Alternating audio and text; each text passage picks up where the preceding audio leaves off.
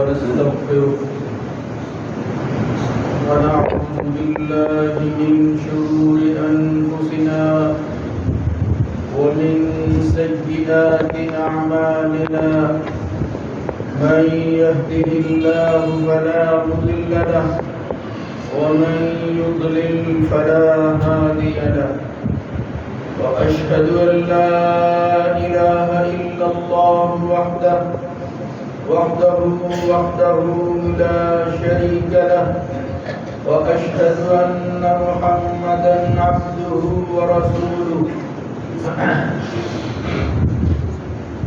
اللهم صل على محمد وعلى آل محمد كما صليت على إبراهيم وعلى آل إبراهيم إنك حميد مجيد اللهم بارك على محمد وعلى آل محمد كما باركت على إبراهيم وعلى آل إبراهيم في العالمين إنك حميد مجيد أما بعد فإن خير الحديث كتاب الله وخير الهدى هدى محمد صلى الله عليه وآله وسلم وشر الأمور محدثاتها وكل محدثة بدعة وكل بدعة ضلالة وكل ضلالة في النار ربي أعوذ بك من همزات الشياطين من همزه ونفخه ونفثه يا أيها الذين آمنوا اتقوا الله حق تقاته ولا تموتن إلا وأنتم مسلمون يا أيها الناس اتقوا ربكم الذي خلقكم من نفس واحدة وخلق منها زوجها وبث منهما رجالا كثيرا ونساء واتقوا الله الذي تساءلون به والأرحام إن الله كان عليكم رقيبا يا أيها الذين آمنوا اتقوا الله وقولوا قولا سديدا يصلح لكم أعمالكم ويغفر لكم ذنوبكم ومن يطع الله ورسوله فقد فاز فوزا عظيما رب اشرح لي صدري ويسر لي أمري واحلل عقدة من لساني يفقهوا قولي وربك يخلق ما يشاء ويختار ما كان لهم الخيرة سبحان الله وتعالى عما يشركون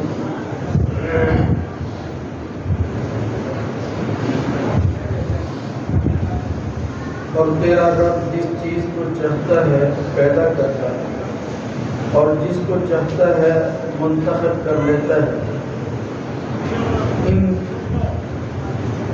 معبودان باطلہ کے لیے کسی قسم کا کوئی اختیار نہیں اللہ تعالیٰ پاک ہے ہر عیب سے اور وہ بلند ہے اس چیز سے جس کے لیے یہ شریک ٹھہرا رہے ہیں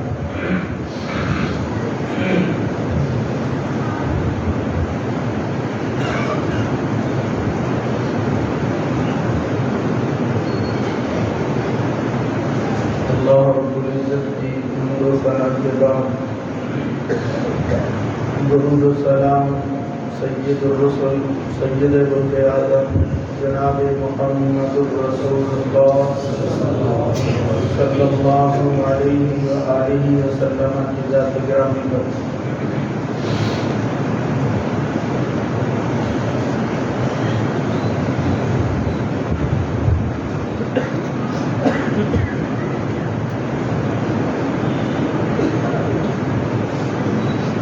نبی کریم صلی اللہ علیہ وآلہ وسلم کی ایک حدیث ہے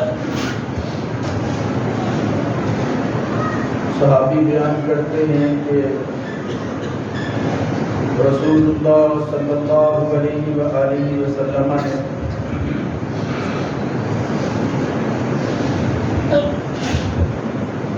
قرآن مجید کی 2 آیتیں پڑھی. ان میں سے ایک آیت ابراہیم علیہ السلام کے بارے میں تھی اور دوسری موسیٰ علیہ السلام کے متعلق. تلا قول اللہ تعالی فی ابراہیم ربی انہن اضللن کثیرا من الناس. ابراہیم علیہ السلام اپنے وقت کے مخاطبین کو جب اللہ کی توحید کی دعوت دیتے اور وہ مقابل میں ایسے خداؤں کو لا کھڑا کرتے جن کی کوئی حقیقت نہیں تھی، تو ان کی نسبت سے کہا کہ تیرے مقابل میں جو لوگ خداؤں کو لے آئے ہیں ان کا حال یہ ہے کہ خواہ وہ پتھر کے ہوں یا وہ کسی اور طرح کی مورتیاں ہوں، لکڑ وغیرہ کی، یہ انہوں نے جو اپنے ہاتھ سے خود خدا تراشی کر کے اور گھڑ کر ان کے سامنے عبادت شروع کر دی ہے. انہن اضللن کثیرا من الناس. اس کی وجہ سے انہوں نے بہت سے لوگوں کو ضلالت اور گمراہی میں مبتلا کر دیا. فإنه من تبعني فإنه مني. جبکہ حقیقت یہ ہے کہ جو میرے یعنی پیغمبر کا ساتھ دے گا اور ان کی پیروی کرے گا وہ پیغمبر کی جماعت سے ہوگا. ومن عصانی، مگر جنہوں نے نافرمانی کی ہے اب ان کا معاملہ تیرے سپرد ہے اور تو کیا فیصلہ کرتا ہے. فإنک غفور رحیم، تو بہتر جانتا ہے، تیری یہ صفت ہے کہ تو غفور رحیم. دوسری آیت پڑھی ان تعذبہم فإنہم عبادک. یہ عیسیٰ علیہ السلام کے بعد ہے. ایک مکالمہ ہے قرآن مجید میں اللہ کا اور عیسیٰ علیہ السلام کا ان کی قوم کے حوالہ سے. تو فرمایا میرے اس جہان سے اٹھائے جانے کے بعد، آسمان پر لے جانے کے بعد یہ جو کچھ ان کے ساتھ ہوا تو بہتر جانتا ہے. میں نے ان کو یہ نہیں کہا تھا جو یہ کر رہے. تو اس وقت عیسیٰ علیہ السلام نے کہا اپنی امت کے حوالہ سے ان تعذبہم فإنہم عبادک. یا اللہ یہ تیرے بندے ہیں، اگر تو عذاب دے تیرا فیصلہ ہے. وَإِن تَغْفِرْ لَهُمْ فَإِنَّكَ أَنْتَ الْعَزِيزُ الْحَكِيمُ. اور اگر تو بخش دے تو تجھے کوئی پوچھنے والا نہیں ہے، اصل غالب اور حکمت والا تو ہی. یہ 2 جلیل القدر پیغمبروں کے متعلق ان کی امتوں کی نسبت سے جو ان کی سوچ تھی، ان کی فکر مندی تھی، اس کو نبی کریم صلی اللہ علیہ وسلم نے دہرایا. تو روایت کے اندر آتا ہے یہ دونوں کلمے جو ہیں ابراہیم اور عیسیٰ کے سننے کے بعد اور دہرانے کے بعد محمد الرسول اللہ صلی اللہ علیہ وآلہ وسلم نے کہا اللہم امتی اللہم امتی. یا اللہ یہ پیغمبر اور ان کی امتیں تو گزر گئی، میں اے خدا تجھے پکار کر کہتا ہوں میری بھی ایک ندا ہے، میری بھی ایک آواز ہے، درخواست ہے کہ یا اللہ میری امت کا کیا بنے گا، میری امت کا کیا بنے گا. یا ہے اللہم امتی، یا اللہ میری امت کا خیال رکھنا. جس سے معلوم ہوتا ہے کہ پیغمبر اپنی امتوں کے بارے میں فکر مند رہتے تھے، وہ ان پر بڑے مہربان تھے. ہر وقت ان کی خواہش یہ ہوتی تھی کہ سب لوگ اسلام اور ایمان کو قبول کر کے نجات کا راستہ اختیار کر سکیں، گمراہی سے بچ سکیں، آخرت کو بہتر بنا سکیں، ہمیشہ کی زندگی کے اندر سرخرو ہو جائے. محمد الرسول اللہ صلی اللہ علیہ وسلم کے بارے میں تو آتا ہے کہ آپ اتنے فکر مند رہتے کہ اللہ کو کہنا پڑا کہ اے میرے نبی کیا تو اپنے آپ کو ہلاک کر لے گا ان کے غم کے اندر؟ آپ اپنی ذمہ داری کو پورا کر رہے ہیں. لست علیہم بمسیطر، کوئی دروغہ نہیں ہے کہ آپ پر جو ہے وہ فرض ہے کہ آپ ان کی شہادت لیں اور پھر ان کو جو ہے وہ ایمان پر مجبور کریں. نہ ہو تو ہم آپ کو پکڑ لیں گے، ایسی کوئی بات نہیں. اس لیے آپ فکر مند نہ ہوا کریں. آپ بھول جائیں گے اس طرح، آپ اپنے آپ کو خدا نخواستہ اس حد تک پہنچا دیں گے جس میں ان کے غم میں جو ہے وہ آپ اس دنیا سے چلے جائیں گے۔ تو اس سے معلوم ہوتا ہے کہ آپ فکر مند ہو، اور واقعی نبی فکر مند ہوتا بھی ہے۔ ہر جاننے والا جاہل کے بارے میں فکر مند ہوتا ہے اگر وہ راہ راست پر نہ ہو۔ تو رسول اللہ صلی اللہ علیہ وسلم یہ کلمہ کہہ رہے تھے فبکا، اور رو رہے تھے۔ اللہ رب العزت نے جبریل سے کہا اذهب الى محمد، جبریل جاؤ میرے نبی محمد صلی اللہ علیہ وسلم کے پاس، فسألہ ما یبکی وربک اعلم۔ اللہ کو سب معلوم تھا لیکن کہا ذرا لوگوں کو بھی پتہ چل سکے، جاؤ میرے نبی سے جا کر پوچھو تو صحیح کہ یہ رو کیوں رہے ہیں۔ وہ جبریل آئے اور آ کر کہا کہ رب نے یہ پوچھا۔ تو اس وقت پھر نبی کریم صلی اللہ علیہ وسلم نے اپنی امت کے بارے میں اللہ کے سامنے درخواست کی کہ مجھے ان کی بہت فکر ہے، میں اس فکر میں ہوں اور اس کی وجہ سے رو رہا ہوں کہ میری امت کا کیا بنے گا، کیا انجام ہوگا ان کا، اس کی وجہ سے میں پریشان ہوں۔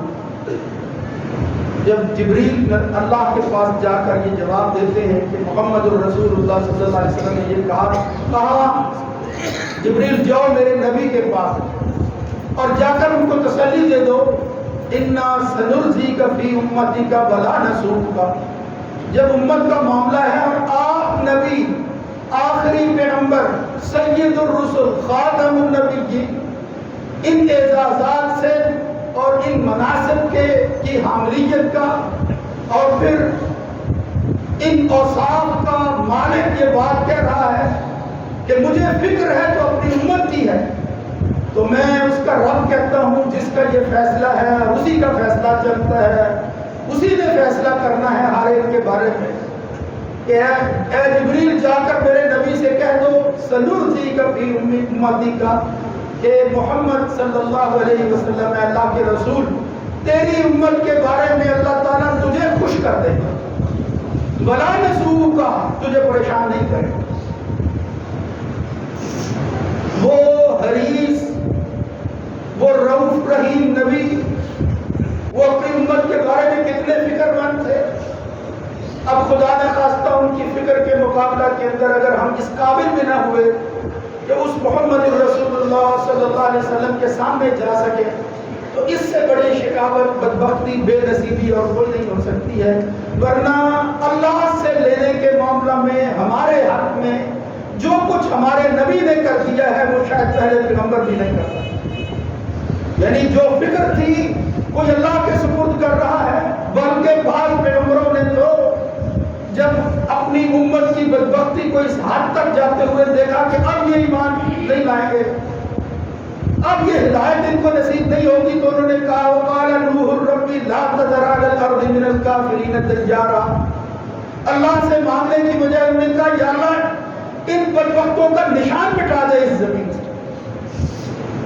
اور کہیں موسیٰ علیہ السلام نے ربنا اطمس علی اموالہم واشدد علی قلوبہم، یا اللہ ان کے مان چھین لے، ختم کر دے، فقیر کر دے، واشدد علی قلوبہم، دل ان کے اتنے سخت کر دے، فلا یؤمنوا حتی یروا العذاب الالیم، یہ پھر اب ایمان نہ لائیں، تیرا جو ہے وہ فیصلہ جو عذاب کی شکل میں ہوگا اس کی لپیٹ میں اس کا حصہ بن جائے، یعنی اب یہ سوائے عذاب کے حقدار کے اور کسی کے لائق نہیں۔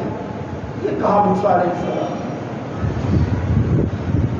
لیکن آپ غور کریں محمد الرسول اللہ صلی اللہ علیہ وسلم اللہ سے ہمارے لیے کیا دے رہے ہیں، حالانکہ کیا فکر تھی، کیا ضرورت تھی اس نبی کو جس نے اپنی ذمہ داری کو پورا کرنے کے بعد آخری خطبہ میں سب حاضرین سے پوچھ کر کہا تھا کہ کیا میں نے اپنی ذمہ داری نبھانے میں کوئی کوتاہی تو نہیں کی؟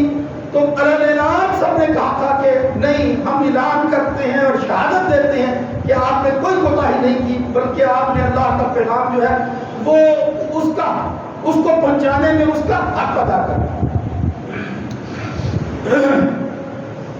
مگر قربان جائیں اور کروڑ ہیں اللہ رحمتیں نازل فرمائیں ہم اس محسن کے لیے جو کچھ بھی کریں وہ کم ہے کہ اسے اگر فکر تھی تو ہماری تھی، اس امت کی فکر تھی۔ اب اس فکر کے مقابلہ میں اللہ نے اپنے نبی کو کس طرح خوش کیا ہے؟ حقیقت یہ ہے کہ جب ہم اس وقت قوم اور امت کے حالات دیکھتے ہیں تو افسردہ ہوتے ہیں۔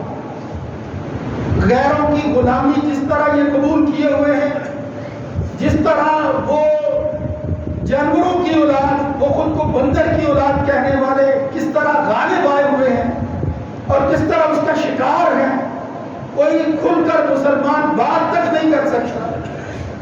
یہ اس قدر پسپائی دیکھ کر آدمی بہت پریشان ہو جاتا ہے کہ یہ امت اس کا کیا بنے گا، مگر اللہ کا شکر ہے کہ اللہ کا دین محفوظ ہے۔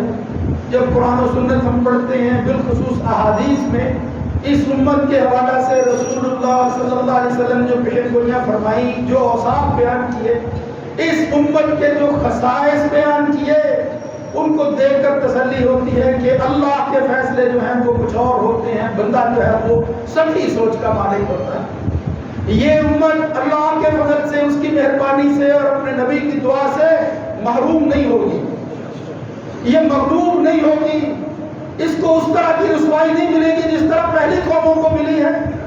اگر یہ تھا کہ گہرائیوں میں بھی چلے جائے، اللہ رب العزت ایسے لوگوں کو پیدا کرتا رہے گا کہ جو پھر جو ہے ان کو زندہ کر دے گا اور ان کو احیاء میں مل جائے گی، زندگی جو ہے وہ نصیب ہو جائے گی۔ یہ تبدیلی اللہ کی طرف سے آتی رہے، یعنی یہ حدیث کو پڑھ کر سن کر الحمدللہ تسلی ہوتی ہے کہ محمد الرسول اللہ صلی اللہ علیہ وسلم نے جو کچھ ہمارے لیے مانگا تھا اللہ نے دیا وہ۔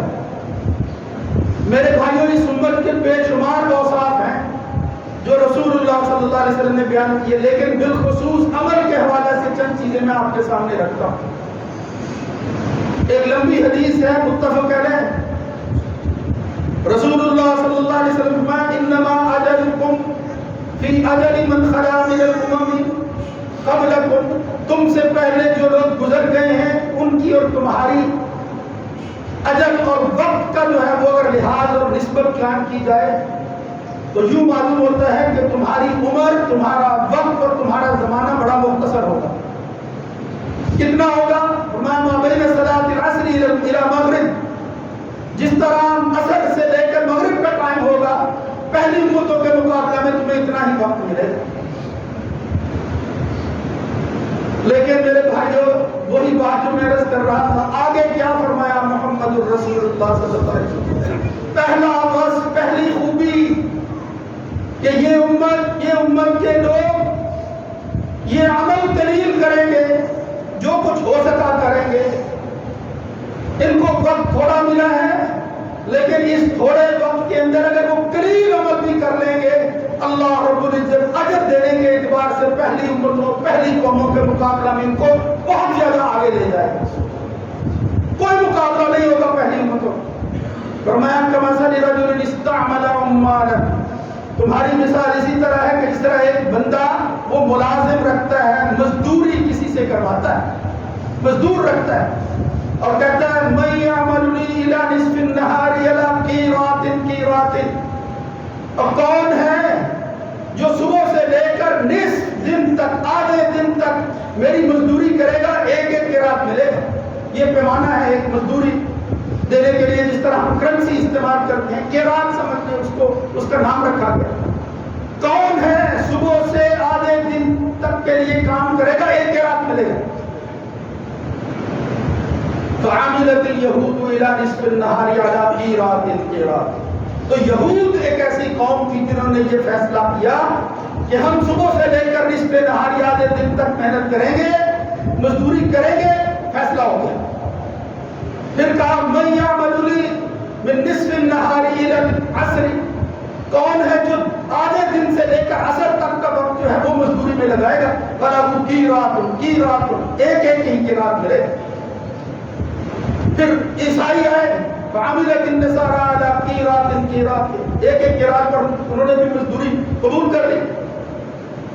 پھر جب آخری پہر کا آخری وقت ہوا تو وہ بندہ کہتا ہے من یعمل لی من صلاۃ العصر الی مغرب الشمس، وقت بہت کم ہے لیکن کون ہے کہ جو عصر سے لے کر مغرب تک میری مزدوری کرے گا، علی قیرات لیکن پہلو کے مقابلہ میں ان کو اجر اور مزدوری دگنی ملے گی. ان کو 1 قیراط ملا تھا، آپ کو 2 قیراط ملے گی. کون ہے؟ الا فانتم الذین یعملون. محمد الرسول اللہ صلی اللہ علیہ وسلم فرمایا، اور میری امت کے لوگوں، تمہاری عمریں کم ہوں گی، تمہارا وقت کم ہوگا، لیکن تم عصر سے لے کر شام تک کی مزدوری کو قبول کر لو گے. فلکم الاجر مرتین. اللہ رب العزت تمہارے تھوڑے وقت کے اندر کیے ہوئے عمل کو اتنا بڑھا دے گا کہ پہلی قوموں کے مقابلہ میں تمہیں مزدوری دگنی ملے گی. دگنی جو ہے وہ اللہ رب العزت جزا دے گا. فلکم الاجر مرتین. تم عصر سے لے کر شام تک کام کرو گے، مگر اب اللہ رب العزت یہ سمجھانے کے لیے کیا ہے، ورنہ اللہ رب العزت جو ہے اس امت کے لیے کیا کیا کچھ رکھا ہوا ہے، اس نے کیا دے گا. وہ تو چند حدیثیں پڑھو، آخرت کے حوالے سے ہی پڑھو تو معلوم ہوتا ہے یا اللہ تیرا یہی احسان جو ہے وہ کم نہیں ہے کہ تو نے ہمیں محمد الرسول اللہ صلی اللہ علیہ وسلم کی امت کا حصہ بنایا. اس سے بڑا اعزاز اور کیا ہو سکتا ہے.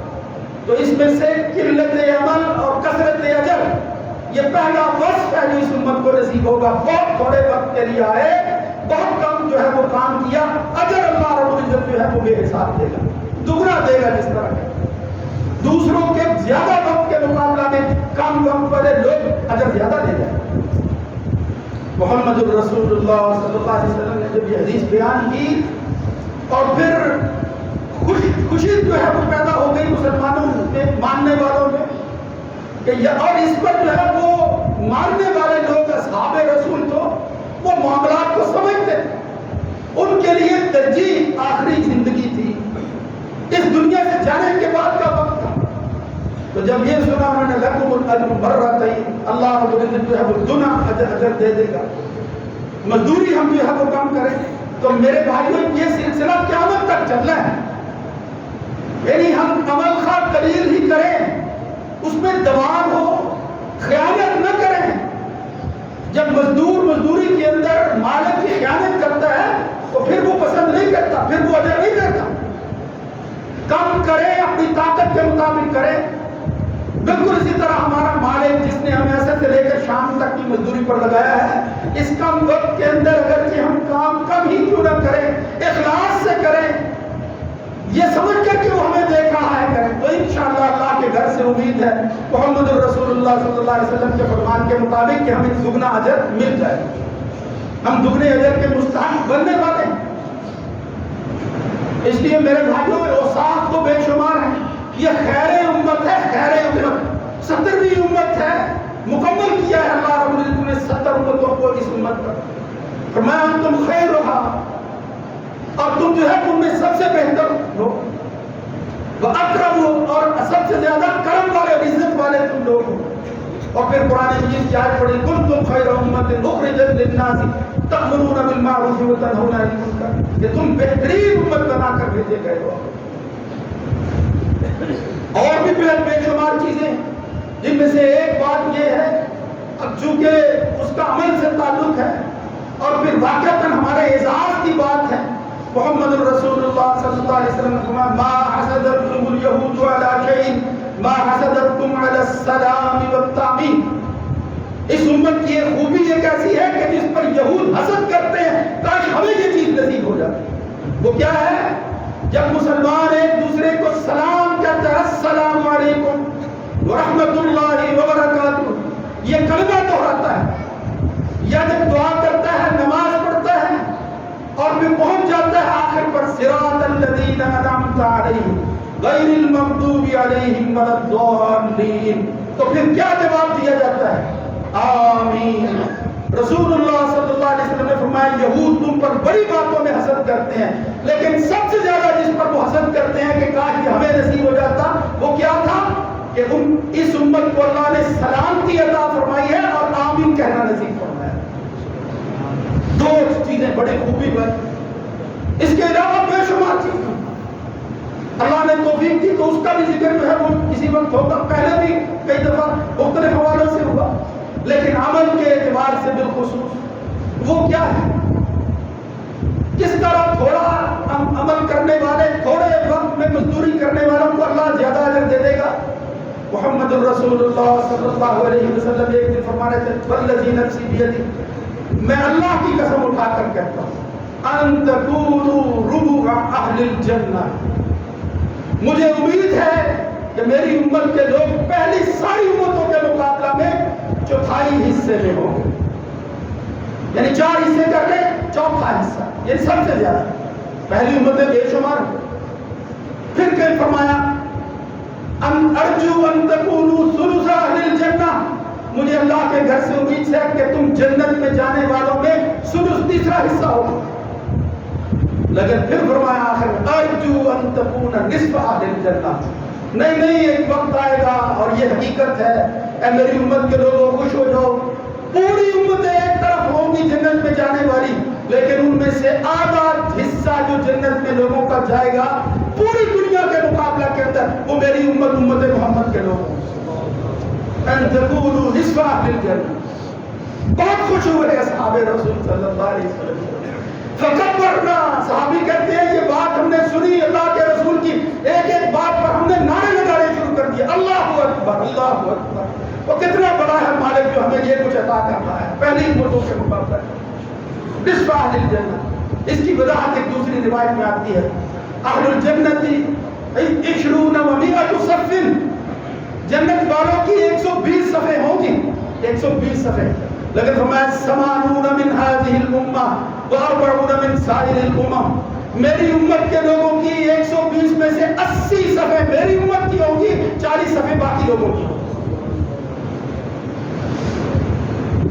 یہ ہے جزا، یہ ہے سعادت مندی، یہ ہے مہربانی اس مالک کی جو اس امت کے لیے اس نے رکھی ہوئی ہے. اب کتنے خوش نصیب ہیں ہم کہ اس امت میں آخری امت بن کر اللہ کے رسول کا جو ہے وہ امتی بن کر زندگی گزار رہے ہیں. محمد الرسول اللہ صلی اللہ علیہ وسلم فرماتے ہیں یہ نصف اہل الجنہ، یہ 80 صفوں والے جب ابھی اس فیصلے کی گھڑی کے ابتدائی مرحلے ہوں گے، یضرب الصراط بین ظہرانی جہنم، آپ نے سن رکھا ہے کہ اللہ رب العزت جہنم کے اوپر ایک پل تعمیر کرے گا جسے پل صراط عام طور پر کہتے ہیں، جس میں سے گزرنا بہت مشکل ہوگا. اس کے ارد گرد جو ہے وہ آگ کے آنکڑے ہوں گے، اس پل میں سے گزرنا وہ اعمال کی بنیاد پر ہی ہوگا.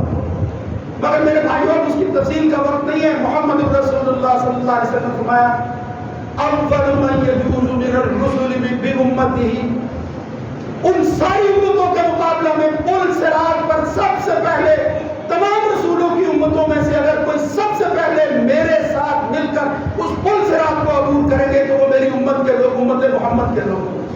اول من یجوز بامته ولا يتكلم يومئذ الا الرسل، اور اس وقت حالت یہ ہوگی کہ سوائے رسولوں کے کسی شخص کو یہ اجازت اور یہ جرأت نہیں ہو سکے گی کہ وہ اللہ کے سامنے کلام بھی کر سکے. فکر ہوگی. اور رسول اگر بولیں گے تو وہ بھی کیا کہیں گے، ہر رسول زبان سے کیا کہہ رہا ہوگا اللہم صلی اللہم صلی، یا اللہ بچا لے، یا اللہ بچا لے، مجھے بچا لے، میری قوم کو، میری امت کو بچا لے. ایسی حالت کے اندر، اس شدت کے اندر پل صراط میں اگر کوئی سب سے پہلے گزرے گا تو وہ امت محمد اور محمد الرسول اللہ صلی اللہ علیہ وسلم جیسے قائد ہوگا، ان کی رہبری میں ہم گزریں گے. پھر آگے فرمایا نبی کریم صلی اللہ علیہ وسلم میں نے دیکھا کہ لوگوں کا ایک انبو آ رہا ہے. ہاں پہلے فرمایا کچھ لوگ ایسے آئیں گے یمر النبی ومعہ رجل، یمر النبی ومعہ رجلان، ایک نبی آئے گا اس کے ساتھ ایک بندہ ہوگا، کسی کے ساتھ 2 ہوگا. والنبی ومعہ رجل، ایک نبی آئے گا بڑی جماعت اس کے ساتھ ہوگی. اور ما فرأیت کثیرا سد الافق، میں ایک قوم کو دیکھوں گا اتنی بڑی تعداد کے اندر ہوں اور میں خواہش کروں گا اور میرا خیال ہے یہ میری امت ہے، لیکن کہا جائے گا اے محمد صلی اللہ علیہ وسلم یہ آپ کی امت نہیں، یہ موسیٰ علیہ السلام کو ماننے والے ہیں. فرأیت سوادا کثیرا سد الافق ہکذا وہکذا، پھر ایک گروہ ایک جماعت ہوگا، ہر طرف جو ہے وہ لوگوں ہی لوگوں کا انبو، وہ جماعتیں ہی ہوگی، انسان افراد ہی ہوں گے. یعنی جب ساری دنیا کے لوگ جو ہے وہ اکٹھے ہوں گے ایک جماعت کثرت کے ساتھ ہو. محمد الرسول اللہ صلی اللہ علیہ وسلم جب میں نے آسمان کے کنارے پر ہر طرف لوگوں کا گروہ اور جماعتیں دیکھی تو محمد الرسول اللہ صلی اللہ علیہ وسلم کو اللہ رب العزت فرمائیں گے ہؤلاء امتک، یہ سب سے زیادہ تعداد کے اندر جو لوگ آئے ہیں اور جنت میں جانے والے ہیں، اے محمد یہ تیری امت کے لوگ ہیں. قدامهم 70,000 يدخلون الجنة بغیر حساب، اور ان کی قیادت کرنے والے تیرے بعد جو جماعت تیرے ساتھ شامل ہوگی ان میں 70,000 ایسے افراد ہیں جو تیرے ساتھ جنت میں داخل ہوں گے. کوئی ان کو کچھ نہیں پوچھ سکے گا، بغیر حساب کتاب کے جنت میں چلے جائیں گے، بغیر حساب کتاب. اللہم اجعلنا منہم، اللہم اجعلنا منہم. یا اللہ ہمیں ان لوگوں میں شامل فرما دے. یا اللہ تیرے لیے فیصلہ کیا مشکل ہے. ایک دوسری روایت میں آتا ہے جس طرح صحابہ نے کہا یہ تو تعداد بہت کم لگتی ہے، محمد الرسول اللہ صلی اللہ علیہ وسلم نے فرمایا اچھا پھر ایک اور فیصلہ سنو، ہر 1000 کے ساتھ اللہ تعالیٰ 70,000 لوگوں کو شامل کر دے. يدخلون الجنة بغیر حساب الذين لا يسترقون ولا يكتمون وعلى ربهم يتوکلون. دنیا میں اللہ پر توکل کرنے والوں کو پھر اللہ تعالیٰ جو ہے وہ حساب کے اور پھر تکلیف میں مبتلا نہیں کرے گا. چلے جاؤ بس، تمہیں کون پوچھے گا. اس لیے میرے بھائیوں یہ امت محمد کے بڑے فضائل ہیں، بڑی خوبیاں ہیں، بہت کچھ ہے جو اللہ رب العزت نے اس کے لیے رکھا ہوا ہے. بس مایوس نہ ہو. مایوسی یہ کفر ہے، یہ گناہ ہے.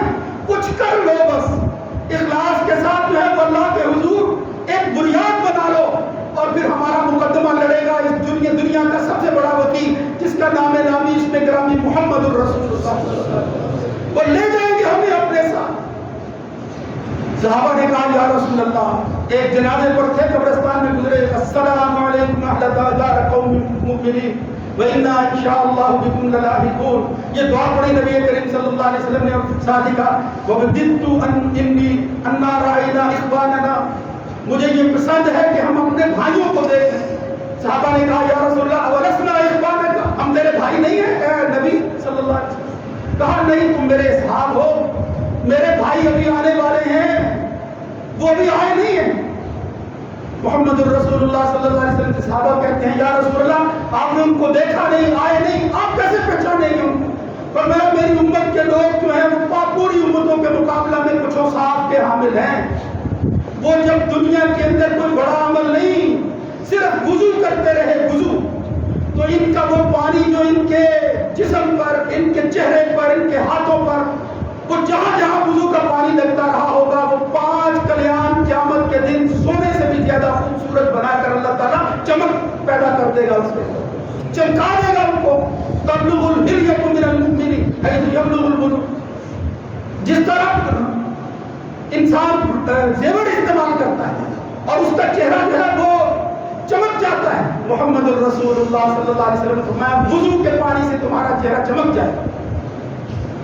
اور نور ہے جو اللہ رب العزت اس امت کے لیے پیدا کر دے گا. آگے آگے چلے گا وہ نور اس امت کے لیے روشنی کرتا ہوا. پیچھے ہٹ جاؤ، محمد کی امت آ رہی ہے.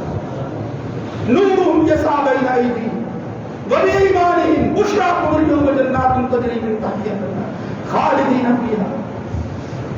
ہمیشہ ہمیشہ کے لیے نور آگے پر. صحیح حدیث میں آتا ہے کہ نور ہوگا آگے.